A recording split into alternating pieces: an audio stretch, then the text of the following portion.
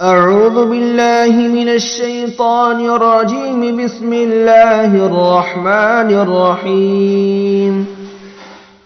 القارعة ما القارعة وما أدراك ما القارعة يوم يكون الناس كالفراش المبثوث وتكون الجبال كالعهن المنفوش فأما من ثقلت موازينه فهو في عيشة راضية وأما من خفت موازينه فأمه هاوية وما أدراك ما هي نار حامية.